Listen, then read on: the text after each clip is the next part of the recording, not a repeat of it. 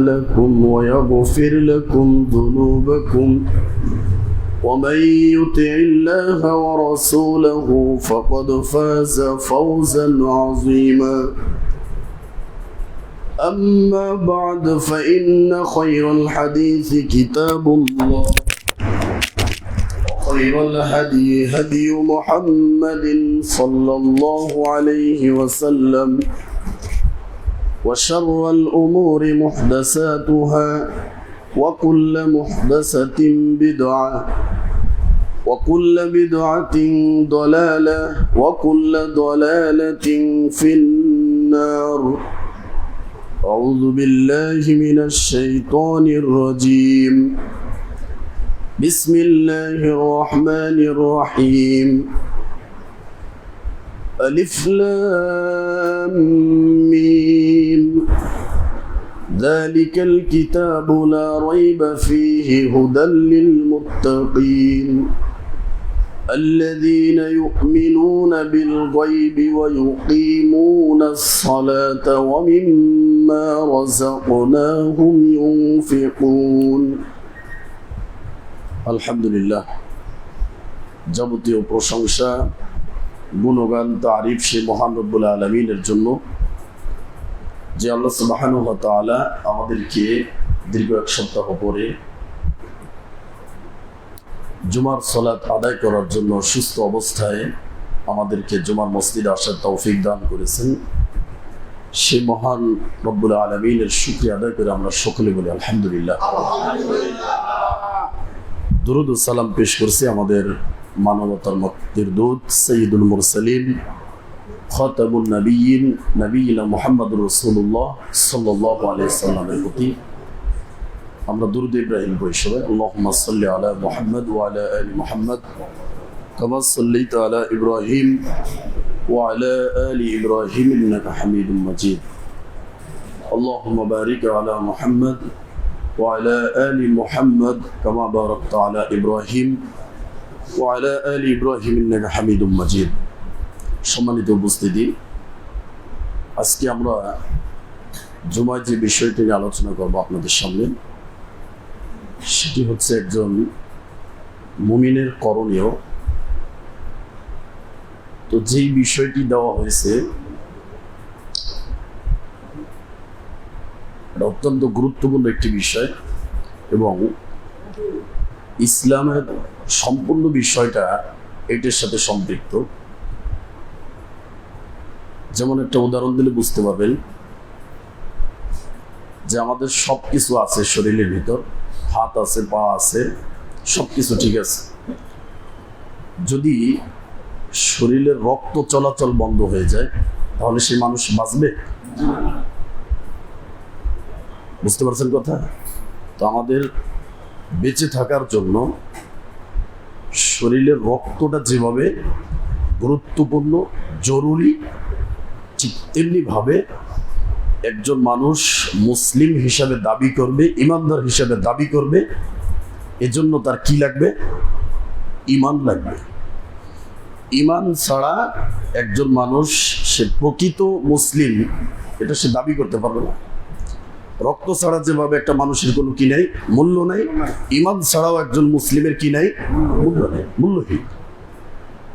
এটা কিভাবে আমরা আপনাদেরকে বোঝাবো? তো সালাত, সিয়াম, যাকাত, দান, সদকা, আরো যা কিছু রয়েছে ইসলামের যে বিধিবিধানগুলো, এগুলো হচ্ছে এক একটা বডি। বুঝতে পারছেন? যেমন আমার হাত, আমার পা, আমার বডি, আমার মাথা।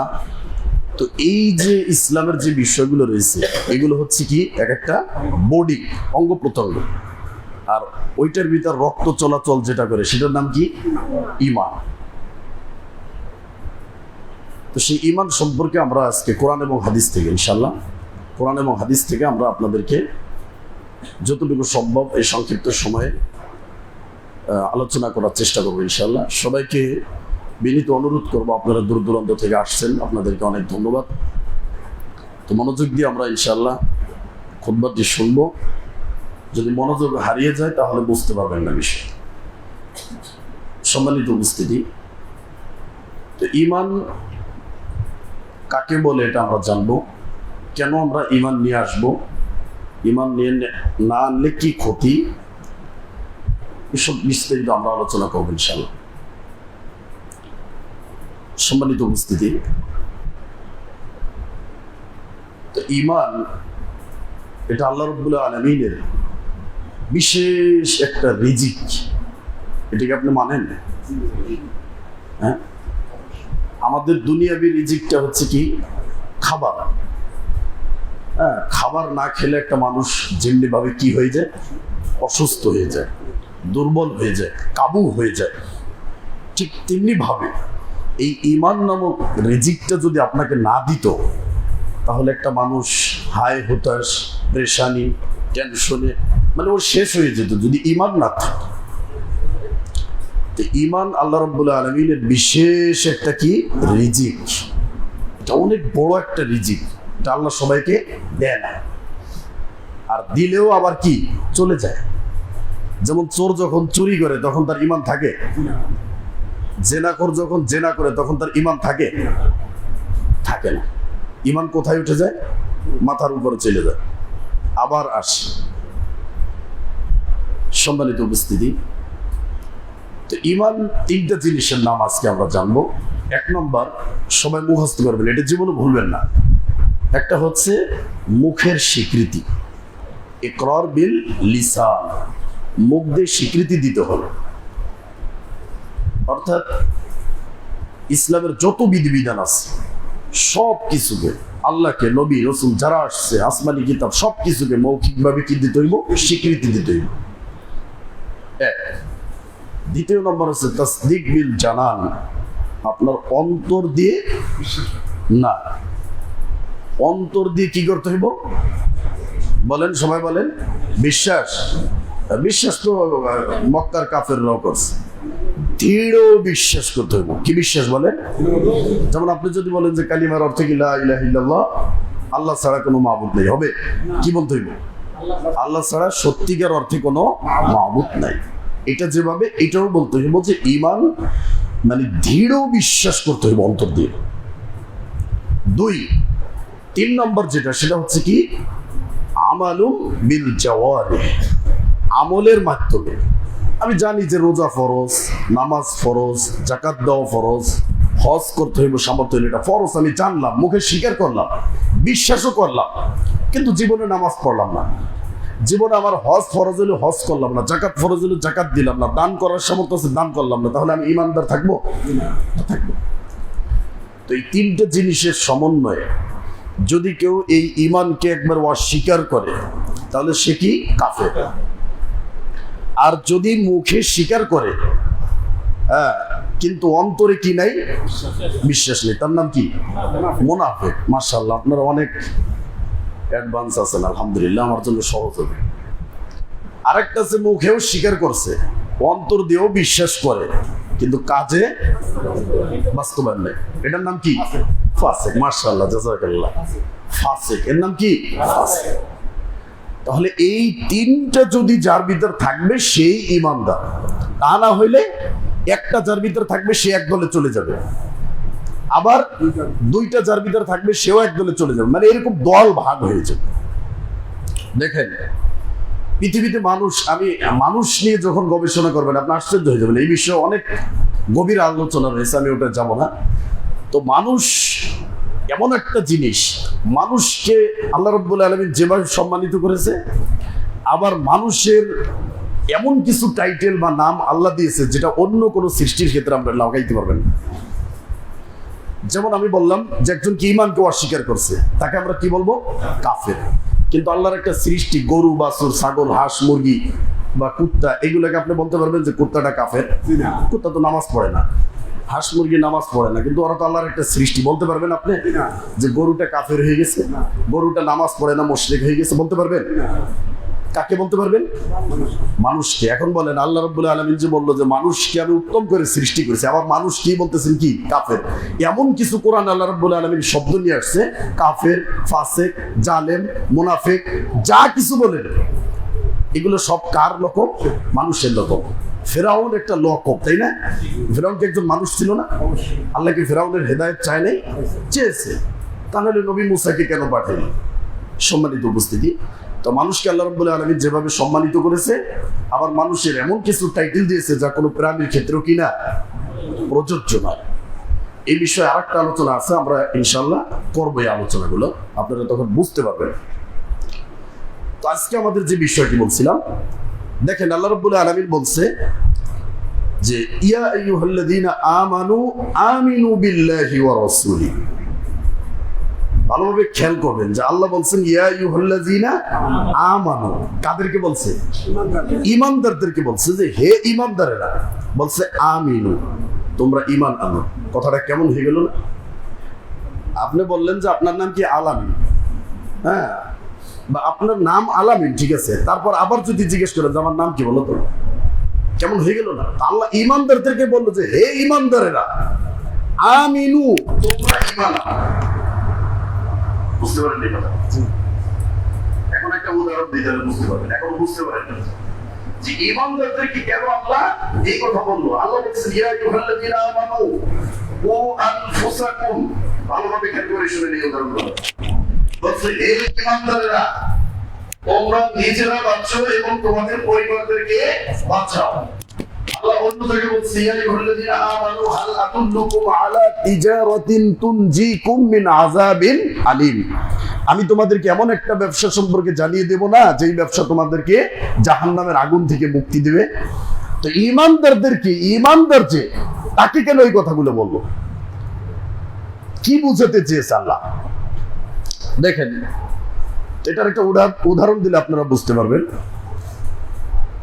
ধরেন আপনি গাড়ি চালাইতে পারেন, মোটরসাইকেল, তো আপনার বাবাকে নিয়ে আপনি বিভিন্ন জায়গায় ঘোরাফেরা করছেন, আপনার বাবা তো জানে যে আপনি গাড়ি চালাইতে পারেন, তাই না?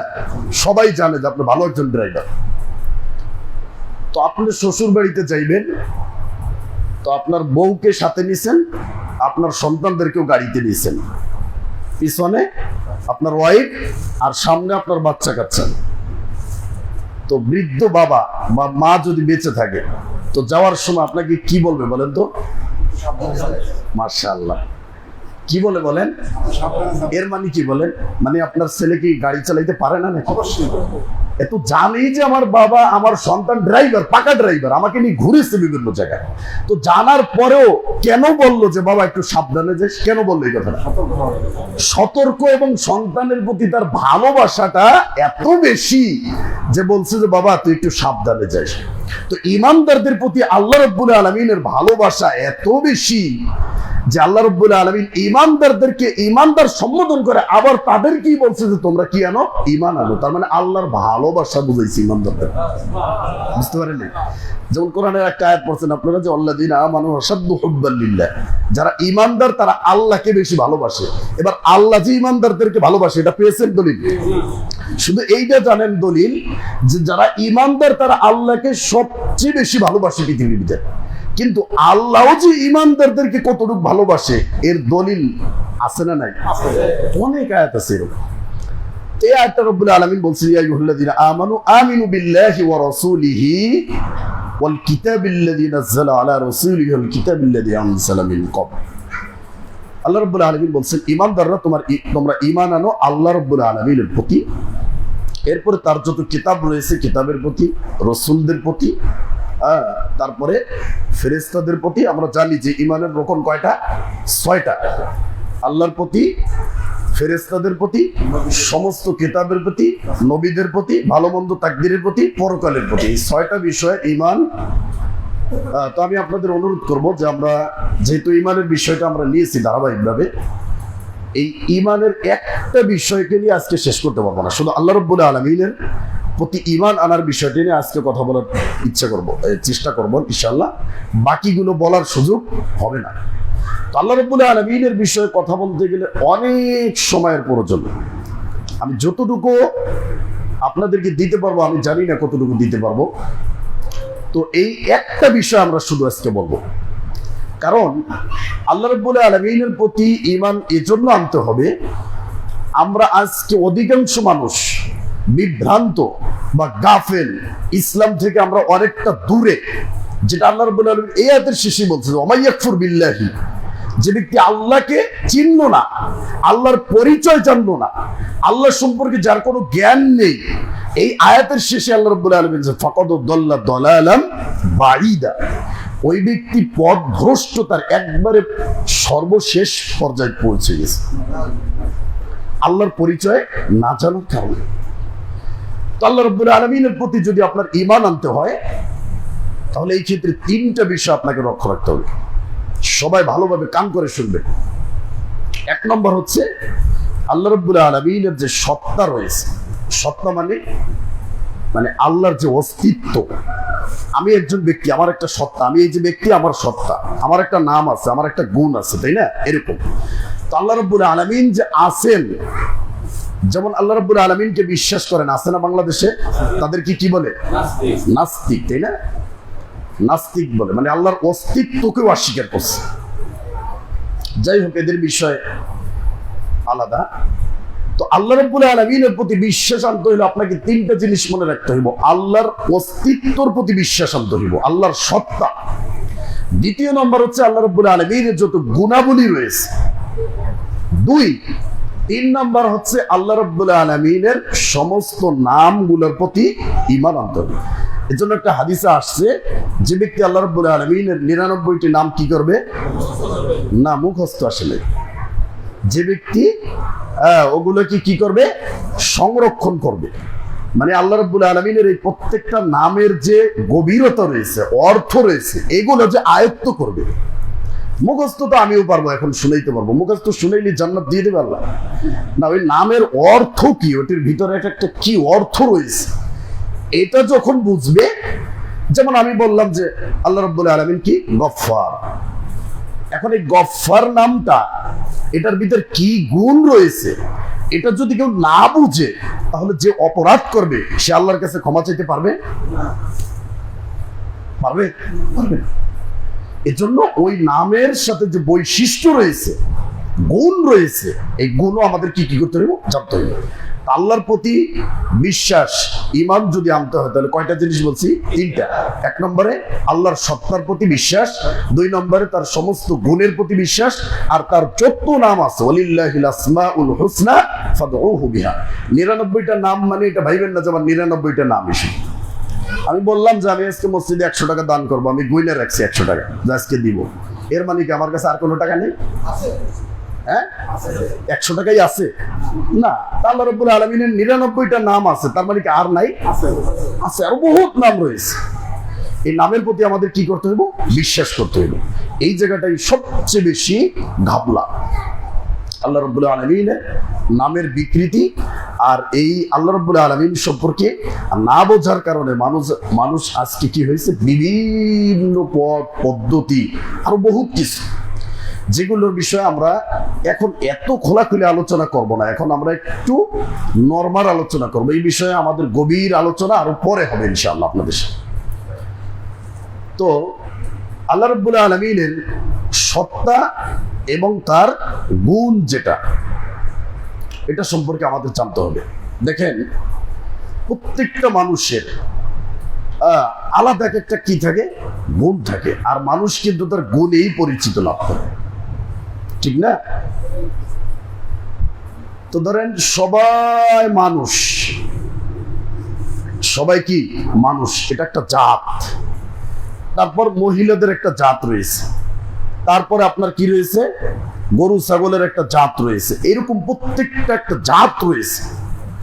এই জাত থেকে আপনাকে আলাদা করবে কিসে বলেন? আপনার গুণে। সবাই মানুষ, কিন্তু ওই মানুষের ভিতরে একজন আছে কি? চোর, তার মর্যাদা কি? নিচে নেমে গেল। একজন আছে জুয়াখোর, তার মর্যাদা নিচে। একজন আছে কি? মদখোর, তার মর্যাদা নিচে। আবার ওই মানুষের ভিতর থেকে একজনের কি মর্যাদা বেশি? সে আলেম হয়েছে, সে তার মর্যাদা বেশি। আবার হাফেজ, তার মর্যাদা কি? বেশি। মুহাদ্দিস আরো বেশি, শাইখুল হাদিস আরো বেশি। বুঝতে পারছেন? তো গুণে সে কি হয়েছে? পরিচিতি লাভ করছে। গুণ যার ভিতর রয়েছে, এই গুণ যদি না থাকে, তাহলে আপনি মানুষের মাঝে কি হইতে পারবেন না? ভালো মানুষ হইতে পারবেন না। ধরেন এই যে মোবাইলটা, মোবাইল কিন্তু সব মোবাইল এক, বুঝতে পারছেন কথা? সব মোবাইল কিন্তু একই মোবাইল নাম নাকি? 1 কোটি টাকা দামের মোবাইলও মোবাইল, 10,000 টাকা দামের মোবাইলও মোবাইল। কিন্তু এই মোবাইলের ভিতর পার্স যত আমি দামি লাগাবো, মোবাইলটা তত কি হবে? দামি হবে। কিন্তু মোবাইল নাম কি চেঞ্জ করতে পারবেন? তাহলে মানুষও মানুষ থাকবে ঠিক আছে, কিন্তু মানুষের ভিতর যে যত বেশি গুণ ক্রয় করে ঢুকাইতে পারবেন, তার মর্যাদা তত বাড়বে। বুঝতে পারছেন কথা? সম্মানিত উপস্থিতি, তো আল্লাহ রাব্বুল আলামিনের এই যে গুণগুলো রয়েছে, এই গুণগুলোর প্রতি আমরা কি করব? বিশ্বাস করব। আচ্ছা, তাহলে বলেন যে আপনি যদি অপরাধ করেন, তাহলে আল্লাহর কি একটা নাম কি আছে যে গফফার? এটা সবাই জানেন। এই নামের অর্থ কি? আল্লাহ ক্ষমাশীল, তাই না? তো আল্লাহ রাব্বুল আলামিন যদি ক্ষমা করতে পারেন, এই বিশ্বাস যদি আপনার থাকে, ভালোভাবে বুঝছেন, যদি এই বিশ্বাস থাকে আল্লাহ রাব্বুল আলামিনের প্রতি যে আল্লাহ ক্ষমা করতে পারেন, তাহলে ওই ব্যক্তি অন্য কোথাও গিয়ে ক্ষমার মাধ্যম অনুসন্ধান করতে পারে, খুঁজতে পারে? তাহলে যখনই সে অন্য জায়গায় অনুসন্ধান করতে যাবে, এর মানে আমরা কি বুঝে নেব? এই ব্যক্তির আল্লাহর প্রতি বিশ্বাস নেই। স্পষ্ট, ক্লিয়ার এটা। আর যদি সে বিপদে পড়লে, সে গুনাহ করলে, যে কোনো সমস্যার জন্য কোথায় হাত তুলে? আল্লাহর কাছে। তাহলে বুঝতে হবে ওই ব্যক্তি আল্লাহর প্রতি পরিপূর্ণ ঈমানদার, বিশ্বাসী। সে পৃথিবীর কোথাও সে বিশ্বাস করে না, একমাত্র তার রবকে সে বিশ্বাস করে। সম্মানিত উপস্থিতি, আল্লাহ রাব্বুল আলামিন কোরআনে অনেকগুলো আয়াত নিয়ে আসছে। আমরা কিছু কিছু আয়াত আমরা পড়ব।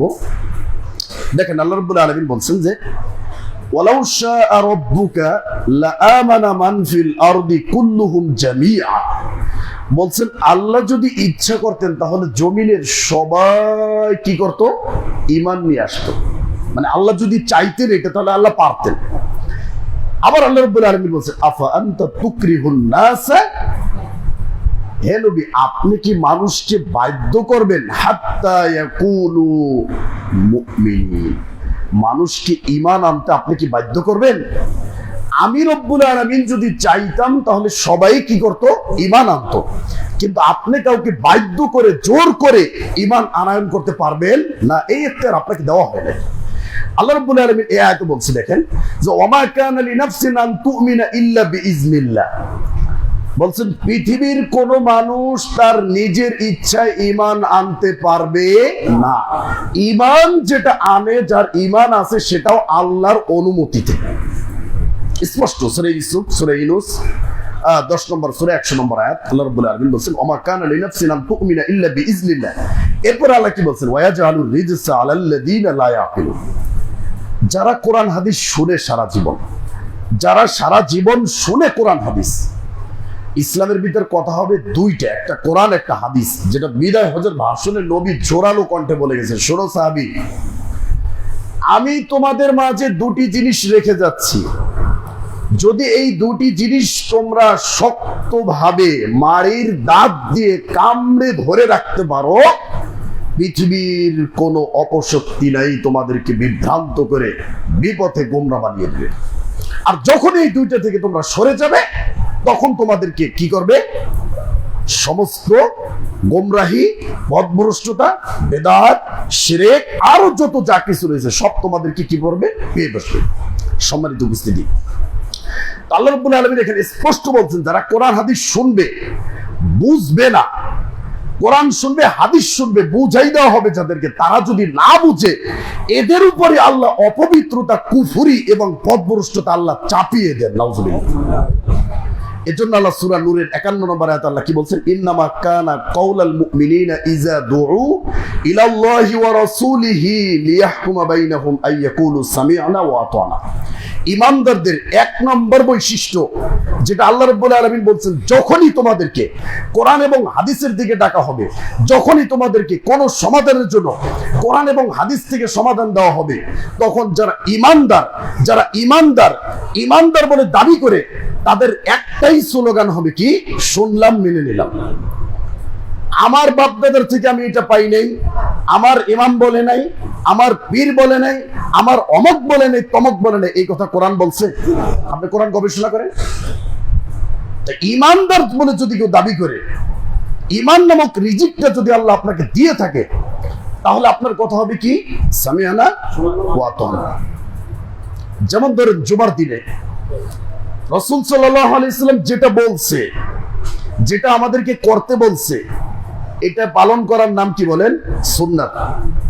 রাসূল সাল্লাল্লাহু আলাইহি সাল্লাম যেটা আমাদের থেকে নিষেধ করছে, আমাদেরকে বলছে যে উম্মত তোমরা এটা কইরো না, ওইটা না করার নাম কি? সুন্নাত। বুঝতে পারেন এই কথা? একটা হচ্ছে আদেশ আর একটা নিষেধ। পৃথিবীর ভিতর মানুষের এই দুইটা বিধান, এটা সৃষ্টির শুরু থেকে। কেমন? আদমকে আল্লাহ রাব্বুল আলামিন যে আদেশটা করেছিল সিজদা করতে, আদমকে যে সিজদা করতে বলছিল, ফেরেশতাদেরকে, ইবলিসকে, এটা ছিল কি আল্লাহর আদেশ। আর আদমকে আবার জান্নাতের ভিতর আল্লাহ রাব্বুল আলামিন বলছিল কি তুমি ওই ফলের কাছে যেও না, ফল খেও না, এটা কি নিষেধ। তাহলে পৃথিবীর ভিতর এই ইসলামের দুইটা বিধিবিধান, একটা আদেশ, একটা কি নিষেধ। তাহলে আদেশটা পালন করলে যদি রাসূলের সুন্নাহ হয়, তাহলে নিষেধটা পালন করা হবে রাসূলের সুন্নাত না? ওমা আতাকুমুর রাসূলু ফাখুযু ওমা নাহাকুম আনহু ফান্তাহু। বলছে আমি তোমাদেরকে যা দিয়েছি সেটা গ্রহণ করো, আর যা থেকে নিষেধ করেছি সেটাকে কি করো? বিরত থাকো। আচ্ছা এখন বলেন যে রাসূল যেভাবে বলছে, যেভাবে করেছে, যেভাবে সাহাবীদেরকে দেখাইছে, সেভাবে করার নাম সুন্নাহ, নাকি আমি আমার মন মতো যেভাবে করব সেটার নাম সুন্নাহ? তাহলে রাসূল যেভাবে করছে সেভাবে করা যদি আমার রাসূলের প্রতি ভালোবাসা না হয়, তাহলে আপনি যেভাবে করেন, মন মতো করেন, সেইভাবে করার নাম কি রাসূলের প্রতি ভালোবাসা হবে? একটা হাদিস শুনেন। যেমন আপনারা রাগ করেন না, যারা আমাদের এলাকাবাসী আসছেন, আপনারা বলেন যে আমরা এই মসজিদে জুমার সালাত পড়তে দেই না, এটা আমাদের জন্য একটা অভিযোগ। এটা তো আপনাকে আমি জিজ্ঞেস করি, সত্যি কথা বলবেন, 50-60 বছর আপনার বয়স, এই বিষয়ে আজ পর্যন্ত আপনি নিজে আগের থেকে শুনছেন বা আপনার কোনো হুজুর বলছে, এছাড়া আপনি নিজে এই বিষয়ে কোনো স্টাডি বা গবেষণা বা পড়াশোনা করছেন? আপনি সত্যি কথা বলেন, করেন নাই এখন। এজন্য আমি আপনাকে বলবো, এই উত্তরটা আমি দিব না, আপনাকে আমি অনুরোধ করব, যারাই সহিহ আকীদা গ্রহণ করছে, যারাই কোরআন এবং হাদিসের পথে ফিরে আসছে, তাদের ব্যাকগ্রাউন্ড আপনি খুঁজে দেখেন, তারা নিজেরা পড়াশোনা করে তারপরে এই সহিহ হাদিস গ্রহণ করছে। কথা বুঝতে পারেন? একজন ব্যক্তিকে আপনি পাবেন না যে তাকে আমরা জোর কইরা, মাইরা, ধইরা আমরা এই সহিহ হাদিস গ্রহণ করেছি। আচ্ছা আপনি যদি সারা জীবন আমিন না বলেন, বুকে হাত না বাঁধেন, আমার কিছু হবে? আমাকে কি আল্লাহ এখানে দায়িত্ব দিয়ে পাঠাইছে যেন আপনাদেরকে আমিন বলাইতে হবে, বুকে হাত বাঁধাইতে হবে? না। সুন্নাহর বিষয়টা এমন বিষয়, সুন্নাহ পালন করলে সওয়াব হবে, নেকি হবে। পালন না করলে আপনার কোনো কি হবে না? গুনাহ হবে না। কিন্তু অস্বীকার করলে সে কি হয়ে যাবে? কাফের হয়ে যাবে। বুঝতে পারছেন কথা? তো রাসূল সাল্লাল্লাহু আলাইহি সাল্লাম দেখেন, একটা হাদিস, বুখারী মুসলিমের হাদিস, জুমার দিনে এইভাবে রাসূল খুতবা দিচ্ছেন, তো একজন সাহাবী এসে বসে গেছে, তো বলছে যে তুমি দাঁড়াও, কুম ফারকা রাকাতাইনি, দাঁড়াও, দাঁড়াই 2 রাকাত নামাজ পড়ে তারপরে বস। এখন আপনি বলবেন যে না, আমাকে সময় দিতে হবে নামাজের আগে। ভাই আমি তো এইটা দিতে পারছি না, কারণ আমার সামনে যখন স্পষ্ট রাসূলের হাদিস চলে আসছে যে জুমার দিনে রাসূলের মতো ইমাম খতিব যদি খুতবা দেওয়া অবস্থায় তার সামনে যদি নামাজ চলে, সালাত চলে, তাহলে আমি কোথাকার কে যে আমার সামনে আপনি দাঁড়িয়ে যদি 2 রাকাত নামাজ পড়েন, তাহলে বেয়াদবি হবে? আমি কি রাসূলের থেকে বড়? নাউজুবিল্লাহ। তাহলে জুমার দিনে, যেই জুমার দিনে ফরজ নামাজকে কাটা করে 4 রাকাতের জায়গায় কয় রাকাত করছে? কেন করলো? এটা জীবনে প্রশ্ন আসছে আপনার? আপনি শুধু সমালোচনা করলেন, কিন্তু যেই দিন প্রতিদিন আমরা কি করি, 4 রাকাত করে ফরজ পড়ি, জুমার দিনে আরো আজকে বেশি মানুষ আসছেন, তাই না? আজকে আরো কয় রাকাত পড়া দরকার? আরো বেশি, 6 রাকাত। যারা এখানে অনেক আছে 5 ওয়াক্ত নামাজ পড়েন, আজকে আমরা 6 রাকাত পড়বো, কিন্তু সেখানে 4 রাকাতের জায়গায় আমাদের নবী কমিয়ে কয় রাকাত করছে? কেন? এই যে দাঁড়িয়ে বক্তব্যগুলো দিচ্ছি এই জন্য। আচ্ছা তাহলে যেই বিধানটা আল্লাহ ফরজ করছে সেখান থেকে যদি 2 রাকাত মাইনাস হয়, তাহলে রাসূলেরটা কি এই ক্ষেত্রে একটু, বুঝতে পারছেন কথা? কিন্তু তারপরে রাসূল বলছে যে তোমরা জুমার দিনে যখনই মসজিদে ঢুকবে তখনই 2 রাকাত নামাজ পড়বে, ওইটাই তোমার নামাজের আগের কি সুন্নাত। আচ্ছা এই হাদিস পাওয়ার পরে এখন আপনি যখন পাইলেন, শুনলেন, এরপরে আপনি অন্য কোন পথ অনুসন্ধান করতে পারেন? তাহলে ওই যে বলছিলাম যে ইমানদারদের কথা কি, যখন কোরআন সুন্নাহর দিকে ডাকা হবে সে বলবে শুনলাম, মেনে নিলাম। এখন এটা নিয়ে কোনো সমালোচনা করার দরকার বলেন না? আপনি যদি বলেন যে আমি হাদিস দেখতে চাই, পড়তে চাই, পড়েন। আপনি পড়ে গবেষণা করে তারপর এই বিষয়ে একটা ফয়সালা দেন যে এখন ইসলামটা একেবারে সহজ। ইসলাম আপনাকে পড়তে হবে, জানতে হবে। পৃথিবীর ভিতর সর্বপ্রথম যে বাক্য সেটা কি? ইকরা, পড়ো। আল্লাহ কোরআনে এটাও বলছেন যে ফাআলাম আন্নাহু লা ইলাহা ইল্লাল্লাহ। আগে পড়ো, তারপরে তুমি স্বীকৃতি দাও যে পৃথিবীতে সত্যিকার অর্থে আল্লাহ ছাড়া কোনো কি নাই, ইলাহ। আগে জানো। আমি আপনাকে বলবো যে প্রত্যেকটা বিষয় আমরা যে বিষয়গুলো করি, কি করি, আপনি সমালোচনা নয় ভাই, আপনি আমার ভাই, দিনী ভাই, প্রিয় ভাই, আপনি ওই বিষয়ে একটু স্টাডি করেন, গবেষণা করেন। আল্লাহকে আল্লাহর কসম করে বলছি, আল্লাহ আপনাকে হেদায়েত দেবেন ইনশাআল্লাহ। আপনি যত বেশি গবেষণা করবেন, যত বেশি এই বিষয়ে পড়াশোনা করবেন, আল্লাহ আপনার ভাগ্যে হেদায়েত লিখে রাখছে, আমি ইনশাআল্লাহ বলে গেলাম। আপনি পড়াশোনা করেন, কিন্তু আপনি যদি গোড়ামি করেন যে না এরা কি করতেছে, কি করে না করে, এটা আপনার কি হবে? মূর্খতার পরিচয় হবে। এটা কেউ করবেন না।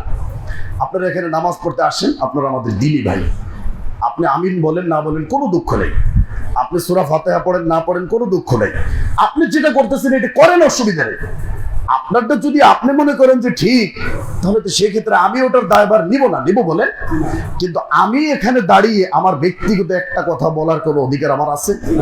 আছে? সাহস বলেন? নেই। সম্মানিত উপস্থিতি, তো বলছিলাম যে আল্লাহর প্রতি যে ঈমান, এটা অনেক গুরুত্বপূর্ণ বিষয়। আল্লাহর প্রতি যদি কারো ঈমান না থাকে, তাহলে ওই ব্যক্তি থেকে এতিম, অসহায় পৃথিবীতে আর কেউ থাকবে না। সম্মানিত উপস্থিতি, দেখেন সাহাবীদের যে ঈমান ছিল আর আমাদের ঈমান দেখেন। তো বেলাল রাদিয়াল্লাহু তাআলা আনহু, আপনারা জানেন ওনার ইসলাম গ্রহণের, ওনার ঈমানটা কোন পর্যায়ের ছিল? বেলাল রাদিয়াল্লাহু তাআলা আনহু, তার যে মালিক ছিল উমাইয়া বিন খালফ, তাকে কি করত? মক্কার এই যে গরম উত্তপ্ত বালির ভিতর শুয়ে তারপর পাথর চাপা দিত। তারপর তারা ঈমান থেকে কি হয় নাই? পিছপা হয় নাই। ঈমান এমন একটা জিনিস, আর এই ঈমানের মূল বৈশিষ্ট্য সেটা হচ্ছে কি? কোরআন এবং সুন্নাহ। আল্লাহকে আমি ভুলবো না, যেমন বেলাল বলছিল আহাদ আহাদ, আমি আল্লাহকে বলতে পারবো না। তারপরে মুসআব বিন উমাইর, সবাই জানেন আপনারা, মক্কার ভিতর সবচেয়ে ধনী সাহাবী ছিলেন। তার আতরের ঘেরান সারা মক্কার অলিতে গলিতে ছড়িয়ে পড়তো। তার পোশাক দেখে সাহাবায়ে কেরাম কি করতো? আফসোস করতো যে মুসআব বিন উমাইর কত ধনী। দেখেন এই মুসআব বিন উমাইর যখন ইসলাম গ্রহণ করলো, তার মা তাকে বাড়ি থেকে বের করে দিয়েছে, তাকে সম্পদ থেকে বঞ্চিত করে দিয়েছে। উহুদের যুদ্ধে যেদিন মারা যায়, মুসআব বিন উমাইরকে কাফনের কাপড়টা বড়াইছে, পা ঢাকলে মাথা বের হয়ে যায়, মাথা ঢাকলে পা বের হয়ে যায়। আল্লাহর নবী বললেন যে মুসআব, এই মুসআব যখন মক্কায় কি বিলাসী জীবন যাপন করছে, আর আজকে সেই মুসআব বিন উমাইর শহীদ হয়ে গেছে, আমার মুসআবকে আমি দেখতে পাচ্ছি সে জান্নাতে চলে গেছে। সম্মানিত উপস্থিতি, এই হচ্ছে সাহাবীদের জীবন ইতিহাস। আব্দুল্লাহ ইবনে মাসউদ রাদিয়াল্লাহু তাআলা আনহু মক্কায় বসে কোরআন পড়তেছে, কোরআন সূরা রহমান, কাফেররা তাকে পাথর মেরে রক্তাক্ত করে দিয়েছে। আবার উঠে আবার কোরআন তেলাওয়াত করতেছে। কেন? রাসূলের ভালোবাসা, আল্লাহর বিধান অনুযায়ী আল্লাহর বিধানকে প্রতিষ্ঠিত করার জন্য, এই কোরআনি দাওয়াত, কোরআন সুন্নাত দাওয়াত দেওয়ার জন্য সাহাবায়ে কেরাম কি করেছে? মার খেয়েছে কাফেরদের। আর আপনি আমি এই কোরআন সুন্নাত দাওয়াত পৌঁছতে গিয়ে আজ পর্যন্ত কেউ মার খেয়েছে? খাব্বাব বিন আরাত, যাকে বলা হয় লোহার দাস, ইসলাম গ্রহণ করার কারণে তাকে লোহা গরম করে পুড়িয়ে তারপর সেক দেওয়া হতো। আল্লাহ রাসূলের কাছে একবার আসছে খাব্বাব বিন আরাত, বলছে আল্লাহ রাসূল, আপনার প্রতি ঈমান আনছি, আল্লাহর প্রতি বিশ্বাস করেছি, যার কারণে আমাদেরকে কি করে? আগুনের সেক দেয়। আল্লাহ নবী, আপনি কি আমাদের জন্য একটু দোয়া করতে পারেন না? আল্লাহ নবী বলছেন, খাব্বাব, তোমরা ঈমানের পরীক্ষা দিচ্ছ, তোমাদেরকে কষ্ট দেওয়া হচ্ছে, তোমাদের পূর্ববর্তী যারা ছিল তাদেরকে এই ঈমানের কারণে দুই টুকরো করে ফেলা হতো, তারপরও তারা ঈমান ছাড়ে নাই। বুখারীর হাদিস। সম্মানিত উপস্থিতি, সুমাইয়া রাদিয়াল্লাহু তাআলা আনহা, ইসলামের প্রথম শহীদ, আপনারা জানেন। আবু জাহেল তাকে বর্ষা দিয়ে তার লজ্জা স্থানে আঘাত করে তাকে কি করছে? হত্যা করছে।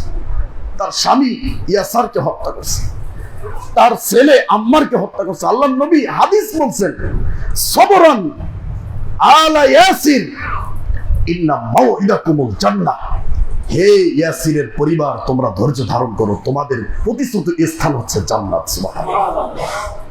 ওমর ইবনুল খাত্তাব রাদিয়াল্লাহু তাআলা ইসলামের ঘোর শত্রু ছিল, ইসলামের ঘোর শত্রু ছিল, আল্লাহর নবীকে মারার জন্য বের হয়েছে, তাই না? শুনছে তার বোন কি করছে, ইসলাম গ্রহণ করছে, তার ভগ্নিপতি ইসলাম গ্রহণ করছে, মারার জন্য গেছে। ওমর রাদিয়াল্লাহু তাআলা কোরআনের আয়াত শুনে, ওমরের মতো রাগী মানুষ যদি কোরআনের আয়াত শুনে, আল্লাহর বিধান শুনে যদি চোখ দিয়ে পানি টলমল করে পড়ে যায়, আর যদি কলেমা পড়ে আশহাদু আল্লা ইলাহা ইল্লাল্লাহু ওয়া আশহাদু আন্না মুহাম্মাদান আবদুহু ওয়া রাসূলুহু, তাহলে আপনি আর আমি সেই ওমরের থেকে বেশি আমরা ওই রকম মর্যাদাশীল হয়ে যাই নাই, অত বড় আমরা কিছু হয়ে যাই নাই যে কোরআন এবং হাদিসের কথা বললে আপনারা সেটা নিয়ে কি করবেন, হাসাহাসি করবেন, তামাশা করবেন, ব্যঙ্গ করবেন। এটা আমাদের সামনে চায় না। সম্মানিত উপস্থিতি, ইসলামটা অনেক কষ্টে, অনেক ত্যাগ, অনেক রক্ত, অনেক সংগ্রাম, অনেক সাধনার পরে তারপরে আমাদের মাঝে আজকে আসছে, কিন্তু আমরা সেই ইসলামকে কতটুকু মূল্যায়ন করছি আপনি একটু চিন্তা করে দেখেন। যদি এই অবস্থা আমাদের হতো, আমাদেরকে যদি এরকম শাস্তি দেওয়া হতো, তাহলে আমরা ঈমান ধরে রাখতে পারতাম? পারতাম। রাসূলের সাহাবীরা এই ঈমানের জন্য, কোরআনের জন্য, সুন্নাহর জন্য কত কিছু করেছে, কত কিছু করেছে। মুতার যুদ্ধে জায়েদকে কি বানাইলো, সেনাপতি বানাইলো, বলে জায়েদ তুমি যখন মারা যাবে, তারপরে জাফর বিন আবু তালেব, জাফর বিন আবু তালেব তুমি যখন মারা যাবে, তখন কে? আব্দুল্লাহ বিন রাওয়াহা। এইভাবে এক এক করে নাম বললেন। তো জায়েদের নাম যখন বলছে যে তুমি যখন পতাকা তোমার থেকে চলে যাবে বা তুমি যখন মারা যাবে, এই সময় তো সবাই বুঝে গেছে যে না আমরা ওই যুদ্ধে কি মারা যাব। তো জায়েদকে ওই যুদ্ধে নিহত করা হইল।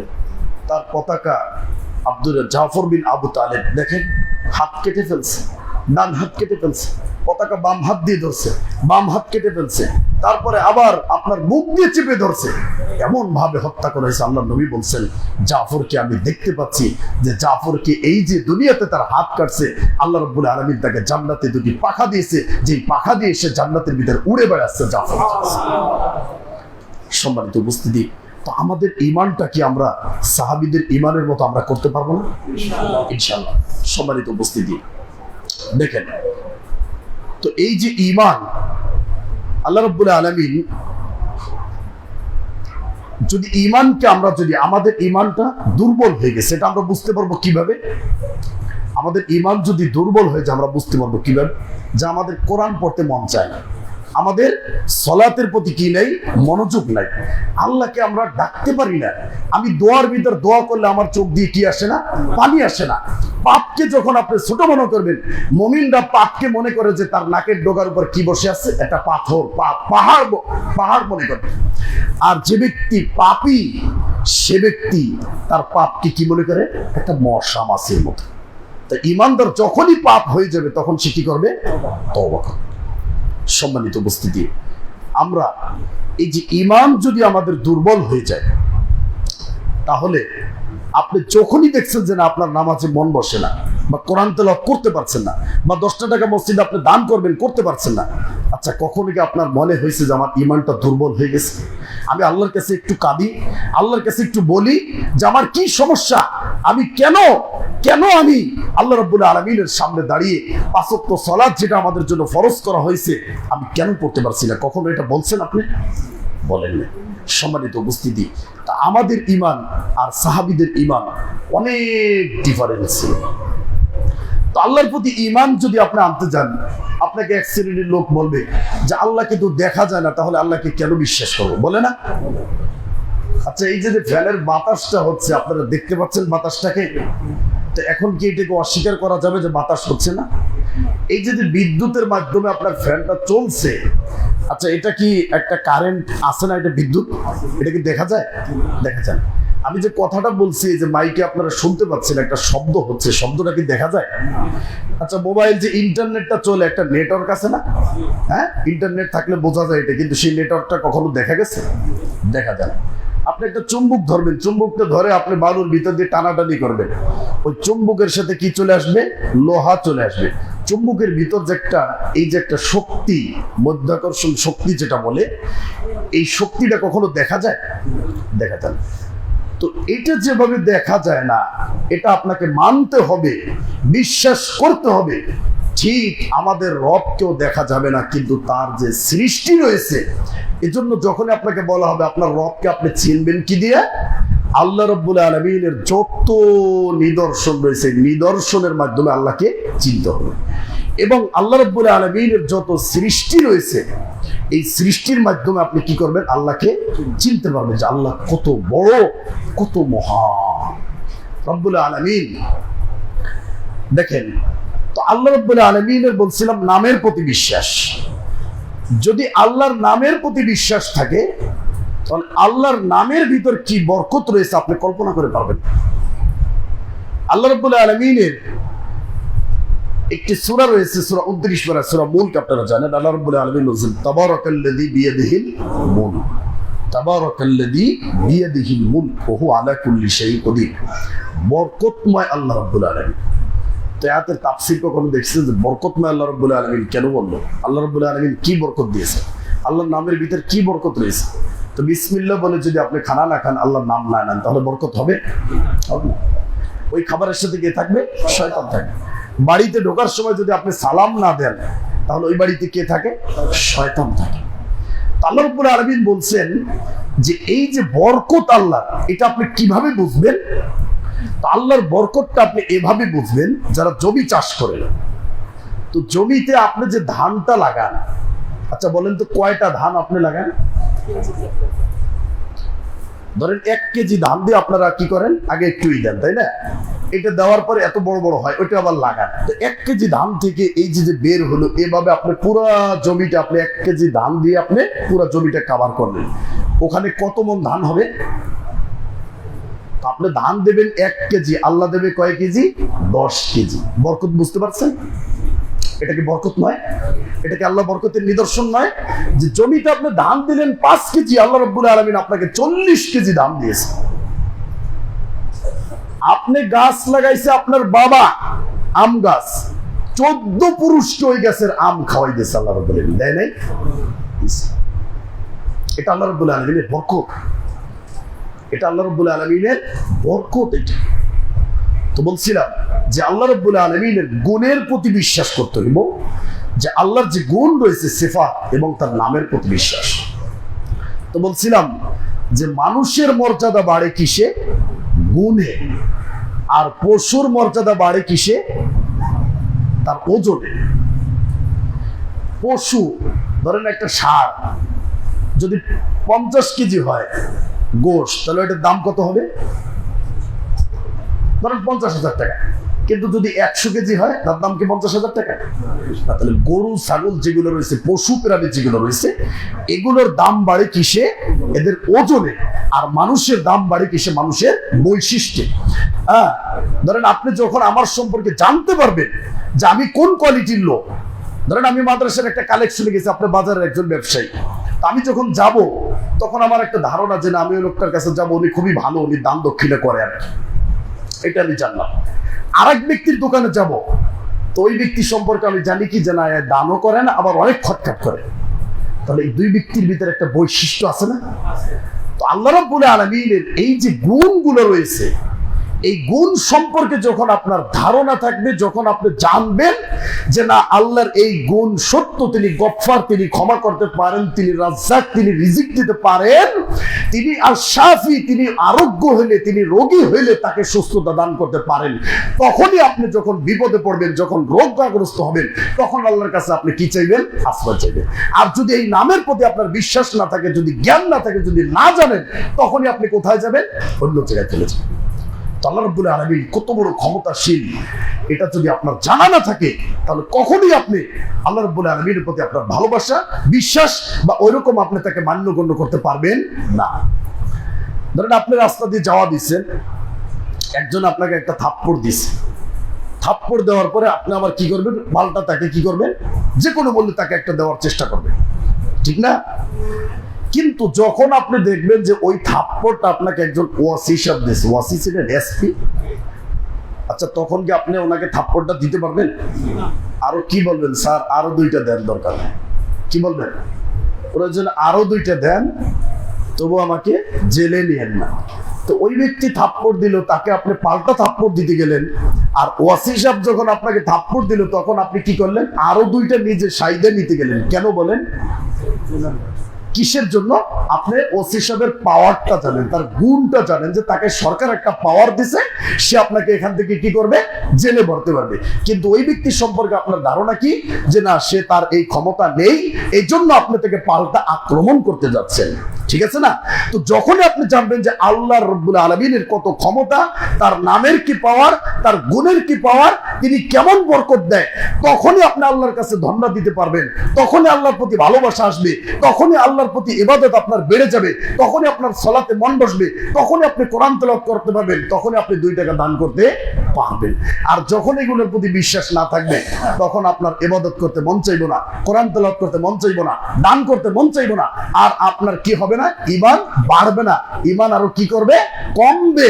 ঈমান কমতে কমতে কমতে কমতে একেবারে নিভু নিভু অবস্থায় হয়ে যাবে।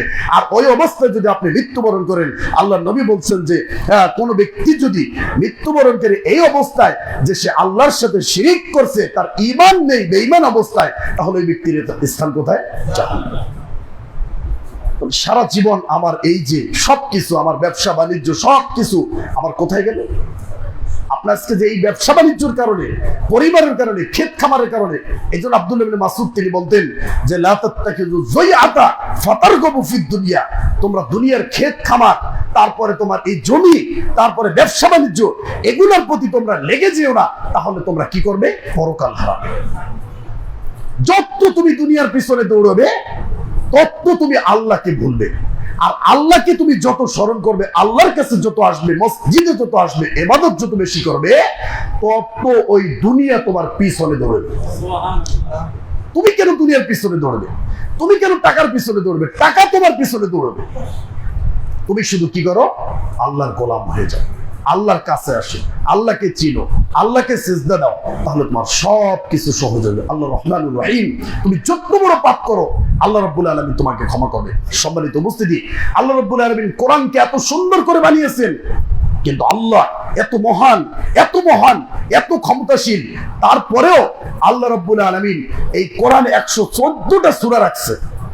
কয়টা সূরা? কেউ বলতে পারবেন যে সূরা তো আল্লাহ আছে কোরআনের ভিতর? আছে। তো আল্লাহর নামে কেন একটা সূরা রাখলো না? গরুর নামে সূরা রাখছে, বাছুরের নামে সূরা রাখছে, মানুষের, মহিলার নামে সূরা রাখছে, বনি ইসরাঈলের নামে সূরা আছে, নবীদের নামে সূরা আছে, কত কিছুর নামে সূরা রয়েছে, কিন্তু আল্লাহ নিজের নামে একটা কেন সূরা রাখে নাই? তার গুণে একটা সূরা আছে, সূরাতুর রহমান। সূরাটার নাম কি?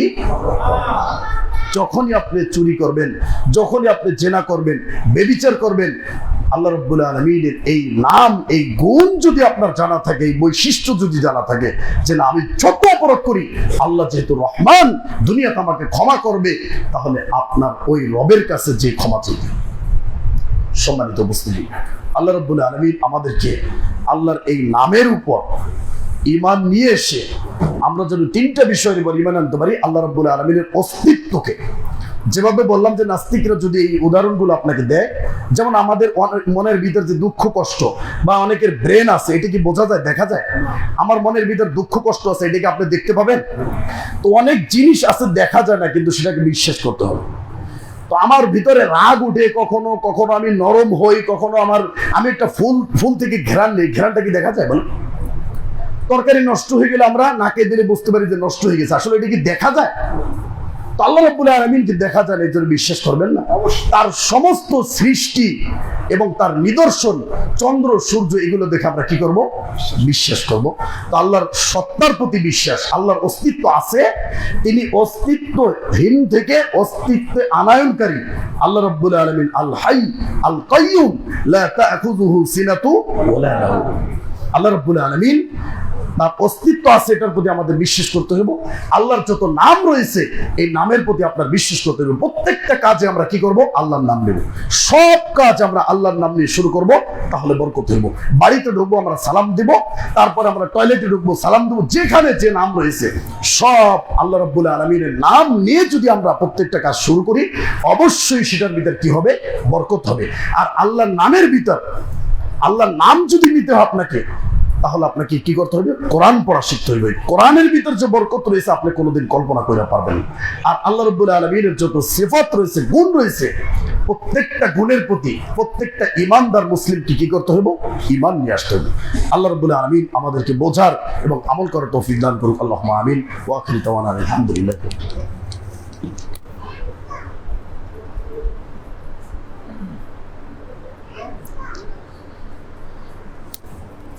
আলহামদুলিল্লাহি রাব্বিল আলামিন ওয়াল আকিবাতু লিল মুত্তাকিন ওয়াসসালাতু ওয়াসসালামু আলা রাসূলিহিল কারীম আম্মা বাদ ফাউযু বিল্লাহি মিনাশ শাইতানির রাজিম বিসমিল্লাহির রহমানির রহিম।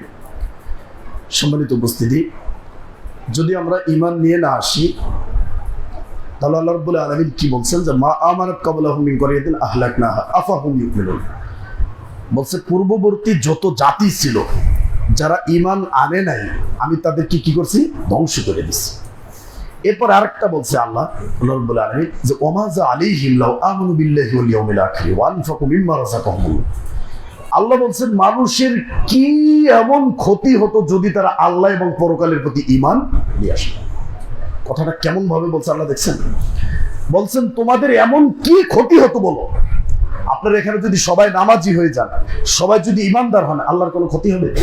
আপনাদের কিছু হবে না। আল্লাহ এই কথাটাই বলছে যে তোমাদের এমন কি ক্ষতি হতো যে তুমি 10 টাকা দান করতে পারলে না? এমন কি ক্ষতি হতো যে তুমি নামাজটা 5 ওয়াক্ত পড়তে পারলে না? আল্লাহ কত ধমকের সুরে তিরস্কার করে আমাদেরকে এই কথাগুলো বলছে। এরপর আরেকটা আয়াত কি বলছে আপনি জানেন? কি ধমক রয়েছে? আল্লাহ বলছেন মা ইয়াফআলুল্লাহু বিআযাবিকুম ইন শাকারতুম ওয়া আমানতুম। বলছে তোমরা যদি শুধু ঈমানদার হও আর যদি আল্লাহর শুকরিয়া আদায় করো, আল্লাহ তোমাদেরকে কেন শাস্তি দেবে? সুবহানাল্লাহ। আল্লাহ এভাবে বলছেন যে যদি তোমরা ঈমান আনো আর আল্লাহর শুকরিয়া আদায় করো, তা আল্লাহর শাস্তি দিয়ে কি দরকার আছে তোমাদেরকে? তা আল্লাহ কি আমাদের শাস্তি দিতে চান? আল্লাহ চান যে আমরা নামাজ পড়ি, আমরা ঈমান আনি, আমরা সহিহ হাদিস এবং কোরআন অনুযায়ী আমাদের জীবনকে কি করি? পরিচালিত করি। সম্মানিত উপস্থিতি, আপনারা এখানে অনেকে আসছেন এলাকা থেকে, তো আমরা আপনাদেরকে ধন্যবাদ জানাই, আলহামদুলিল্লাহ। তো একটা জিনিস বলতে চাই, অনেকে এই মসজিদের একটা নাম দেন যেটা শিয়াদের মসজিদ।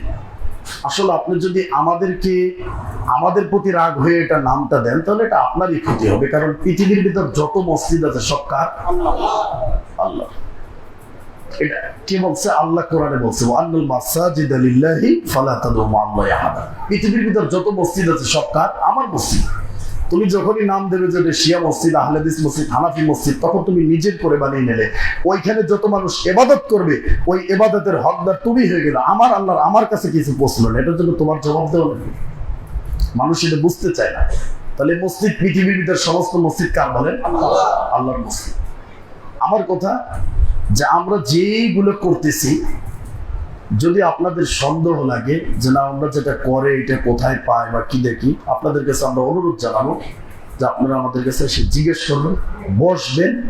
আমরা চাই যে সমাধান হোক, কিন্তু আমরা এখানে এই জন্য মসজিদ বানাই নেই যে আপনারা বুকে হাত বাঁধবেন বা আমিন বলবেন বা এই বলবেন, এটা কোনো দরকার নেই।